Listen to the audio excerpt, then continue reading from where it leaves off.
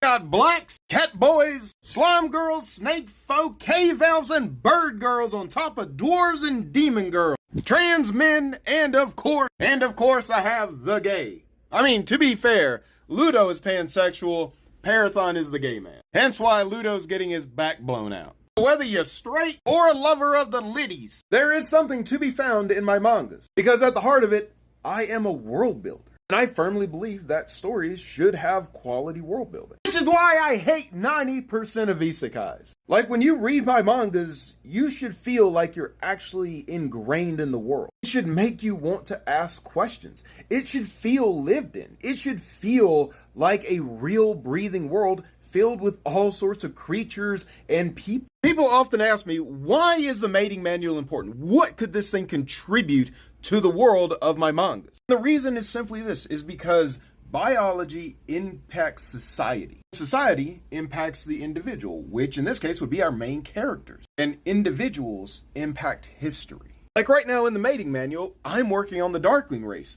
And you know who else was a Darkling? Lady Orgy was a Darkling. And Lady Orgy was the Grand Priestess of Desolation, the god of destruction. And because of what the Precious Metal Kingdoms did to her at the end of her life, that ended up turning Orden, the god of battle, into Desolation, god of destruction, literally created a G-side in the East that is still going on hundreds of years later. And you know how I just said anatomy affects society, which affects the individual, that affects history? Well, let's take it back to the individual. Because Lady Orgy was driven to obtain that position not by a desire to be with Desolation, but by something that is influenced by her biology. Because all Darklings are asexual and aromantic by their anatomy. Because Darklings are literally a soul that was filled with anger and regret that infused itself into stone that would later become the body. So they literally have no reproductive system. In fact, they have no biological organs. Inside of that rocky skin